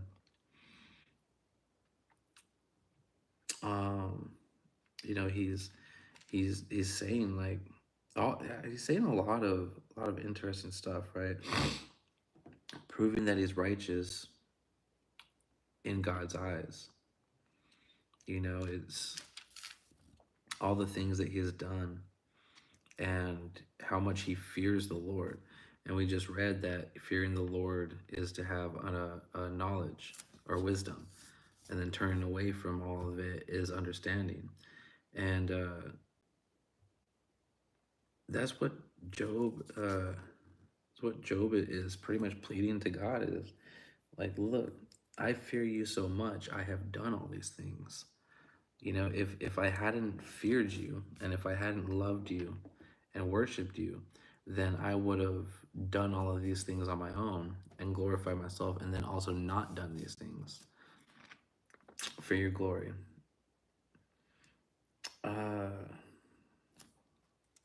Yeah, no, those chapters were great. I don't even know what I want to highlight. I wanted to highlight something, but there's just too much. It's like the whole chapter is really, you have to read it in context. Can't just really just pick one thing out of another. Let's see. Actually, verse 23, Job 31, verse 23 is actually really good. For disaster from God terrifies me, and because of his majesty, I could not do these things.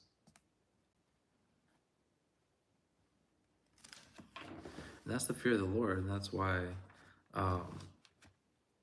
sin weighs heavy on us. Whether we're just thinking about it, committing it, or when we see it. Is love the things that the Lord loves, and hate the things that the Lord hates. So when we see it, when we see it, or just when it pops into our head and stuff, you get not necessarily like angry, but upset. Just why do these things have to happen? When I watch the news, when I see all this death and misery and all this lawlessness, it's just why. And then that kind of makes you want the Lord to come back. Just Jesus, come take your rightful place as soon as possible, and rid us from all this. But God wants as many people in heaven as possible. And that's a common thing, is after you get salvation, you just want everything to end, not understanding that God wants everything to end as well too, but he also wants as many people in his kingdom as possible that are going to be in heaven. So um, we have to wait. We have to wait, because if, the way I look at it is, what if the door to heaven and salvation was closed right before I got in? Because every Christian was like, look, these people are lawless, this is crazy, Jesus come back, and God said, okay. And then I'm over there, right there at the cusp, and I don't get salvation because I was a little bit too late. And that's scary, because that day will happen. That day will happen where the door is completely shut. No one else is going to be let in. Doesn't matter how much you plead. Does not matter how much you plead. You will have to suffer through the Antichrist and all of that stuff. So that's sad and scary. And you know I'm going to do a little sub note, a little bracket on verse 23, and a little sub note saying, uh, fearing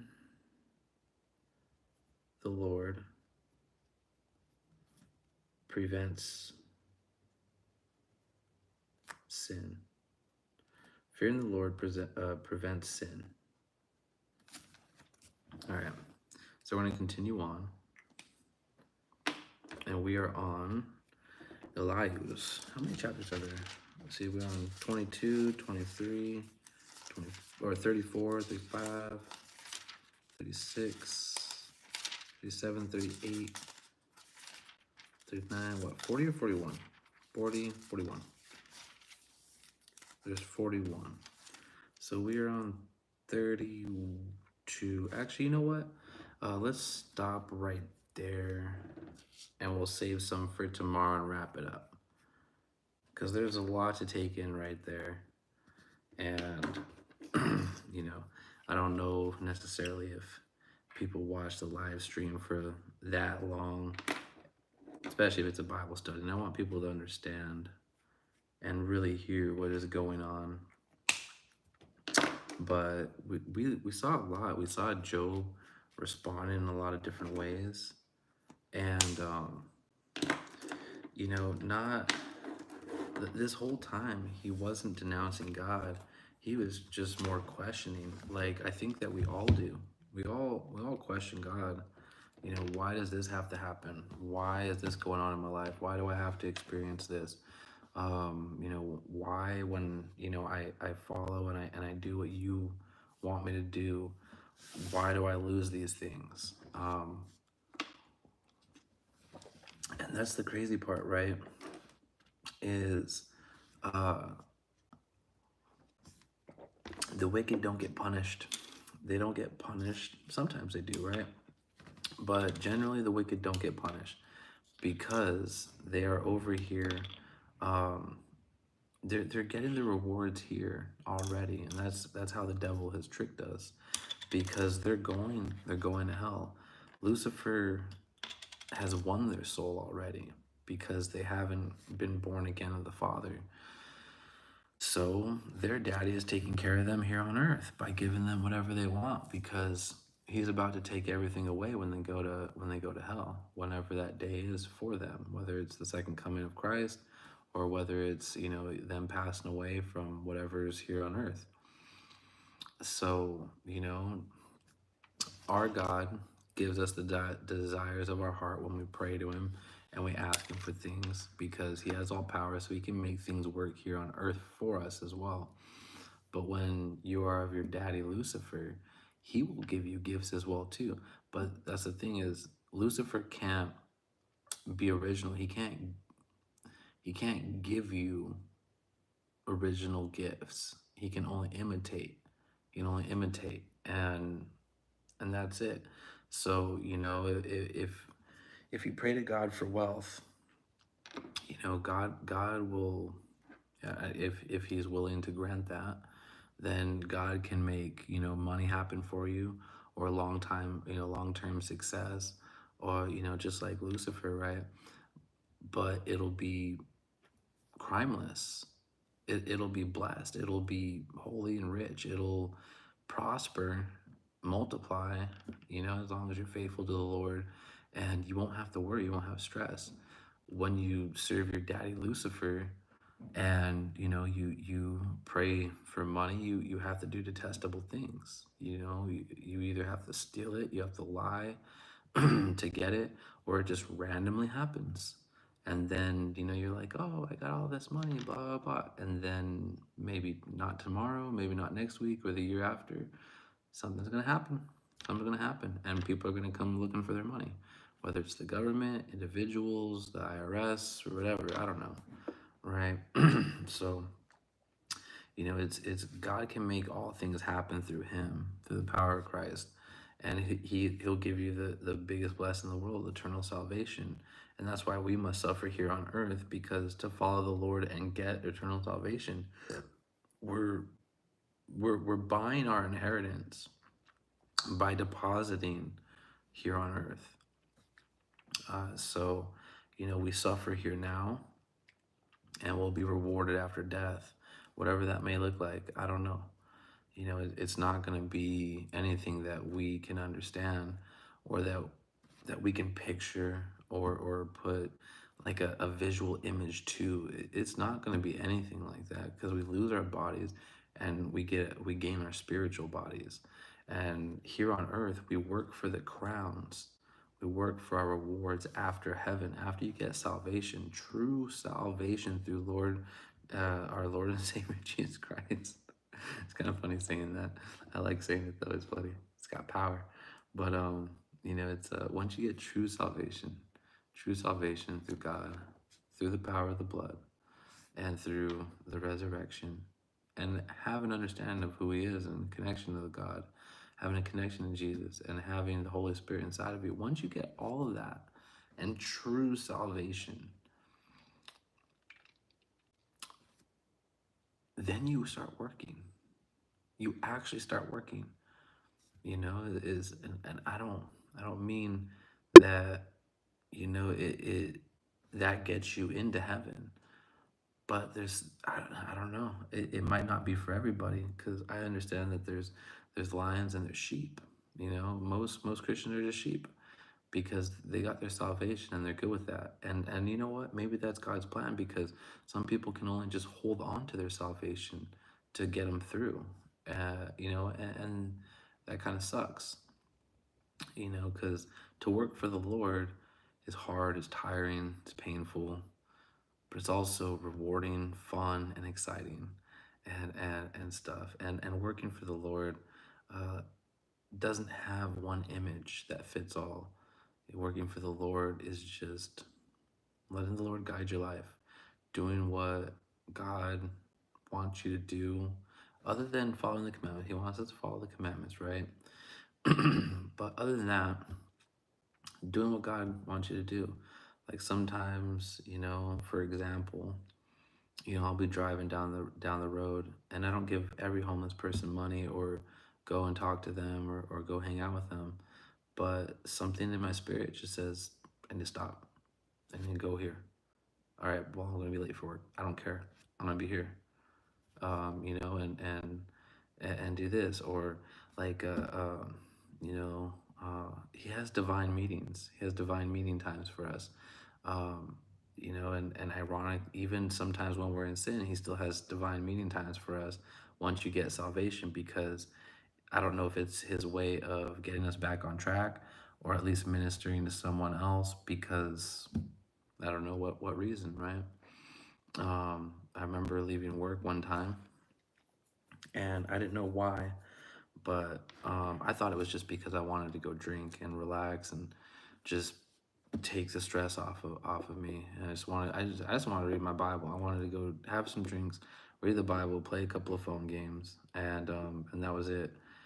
And just forget about this world, because a lot of stuff was getting to me. And I was at work, and I'd been there for like 4 hours. It's just like I just have no drive. So I just told my boss, I was like, look, dude, I'm out. Like, I'm so caught up. I got so many jobs done just so I could leave early. And I was like, look, I don't got jobs until what, like 3 days due or whatever. I was like, I'm gonna kick out of here. And he's like, all right, cool. And so I left, and then I started feeling a little bit better. I was just like, all right, cool. Why did I feel like I needed to leave like right now? Pull up to my apartment complex, and there's a guy broken down. And he was going through a whole bunch of stuff. I'm not gonna get into any of that, but I needed to talk to him and help him out. And that was a very weird thing. Very, very weird thing. And I don't know if I helped him or whatnot, but I don't know if it was just a divine encounter for me or a divine encounter for him or both of us. But I know that God had a reason for that meeting and for me to be there. Because I wouldn't have got off until way late, and he probably would have been gone or towed or something. So just that's how God works. He has divine meetings. He has different times, different structures, and so working for the Lord, it's just it looks different for all of us. And it doesn't mean that you have to go create a YouTube channel. It doesn't mean that you got to go street preaching. Just listen to what God wants you to do. That's extra. And then when you start learning about the crowns when you get into heaven, the eternal life, righteousness, and all this other stuff, it's just kind of fun. Whether you get them, we don't know until we get up to heaven for our final judgment. But knowing about them is just, all right, cool. Well, I'm gonna try my best to get at least one. So, and see what that crown looks like. Because God said that they're gonna be adorned in jewels and all that stuff, right? We see that God likes rocks. I like rocks. So, I want some cool rocks up in my crown. But anyways, let's get into God's promises for your everyday need, New King James Version, and kick us off of this live stream. 335 pages. See what God has to say before we end. I appreciate you guys being here and spending time with me and seeing what God was saying in Job. Job is a powerful story. So let's see what God says. Oh, it says my prayer list. Oh, there we go. All right. Ooh, that is a long one. That is a long one. What is that? I think that's Ephesians. Oh no, it's literally pretty much all of Proverbs 31. I keep opening to Proverbs 31. That's weird. I opened that earlier on a video that I posted earlier today in my King James Version. I don't know. And then I think I opened it last night too and read that. I don't know. I forget. But this is going to be on page 297. Submitting to one another in the fear of God. Wives, submit to your own husbands as you do to the Lord. For the husbands is the head of the wife. Also, Christ is the head of the church. He is the Savior of the body. Therefore, just as the church is subject to Christ, so let the wives be to their own husband in everything. Husband, love your wife. Are you sure this isn't Ephesians? Love your wives, just as Christ also loved the church and gave himself for her, that he may sanctify and cleanse her with the washing of water by the words. Yeah, this is Ephesians. What did I open up to? Oh, I turned. My bad. That wasn't. I did open to the wrong one. My bad. This is page 298. I turned and skipped a page. That was my fault. That was my fault. I was like, no, this is Ephesians. Believe me, I know Ephesians. Submit. Better recognize. All right, so this is page 298. Let's restart. Who can find... Oh, that's so funny. That is hilarious how they have this set up. So right after Ephesians, they have Proverbs 31 right after that. That's kind of funny if you understand both of them and have read those. It's actually hilarious. All right, so page 298. Who can find a virtuous wife? For her worth is far above rubies. The heart of her husband safely trusts her, so she will have no lack of gain. She does him good and not evil all the days of her life. She seeks wool and flax and willingly works with her hands. She is like the merchant ships. She brings her food from afar. She also rises while it is yet night and provides food for her household and a portion for her maidservants and considers a field and buys it. From her profit she plants a vineyard. She girds herself with strength and strengthens her arms. She perceives that her merchandise is good and her lamp does not go out by night. She stretches out her hands to the distaff and her hands hold the spindle. She extends her hands to the poor. Yes, she reaches out her hands to the needy. She is not afraid of snow for her household, for all her household is clothed with scarlet. She makes tapestry for herself. Her clothing is fine linen and purple. Her husband is known in the gates. When he sits among the elders of the land, she makes linen garments and sells them, and supplies sashes for the merchants. Strength and honor are her clothing, and she shall rejoice in time to come. She opens her mouth with wisdom, and on her tongue is the law of kindness. She watches over the ways of her household and does not eat the bread of idleness. Her children rise up and call her blessed, her husband also, and he praises her. Many daughters have done well, but you will excel them all. Charm is deceitful, and beauty is passing, but a woman who fears the Lord, she shall be praised. Give her the fruit of her hands, and let her works praise her in the gates. Proverbs chapter 31, verse 10 through 31. Yep. No, that's pretty good. That's pretty good. Proverbs 31. Proverbs 31. Some pretty good wisdom in there. Are there virtuous women? Nope. Are there virtuous men? Nope.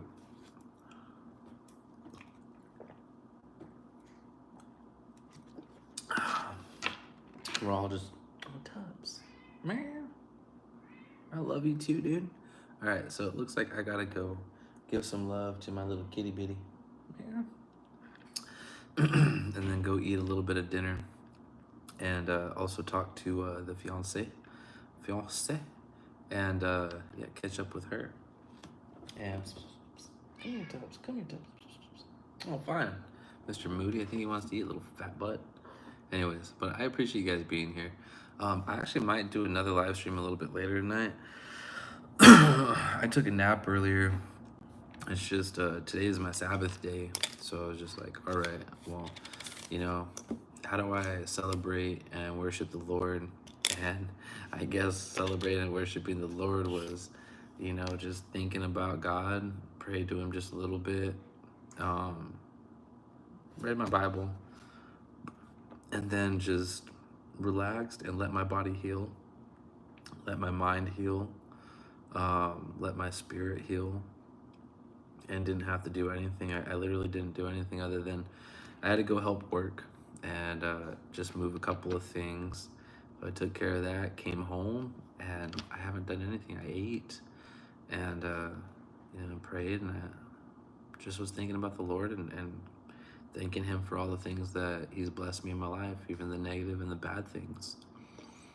You know, if it hadn't been for all the bad situations I had been in, I don't know if I would have gotten salvation. And all the bad things that happened in my life remind me that God has an overall plan. Reminds me that God has an overall plan, and he's always watching and taking care of me through everything. So anyways, I appreciate you guys, and like I said, I might do another live stream, but I appreciate you guys. Thank you for being here and sticking around to the live stream in Job. It's long, but it's a good one. And if you guys have families, spend time with your families. If you guys have children, spend time with your children. Not everyone is lucky enough to be able to do that. So, you know, spend quality time. Enjoy your time, whatever time it may be. Time is getting shorter and shorter each and every day. Other than that, I appreciate you guys, and you guys stay sexy. All right, laters.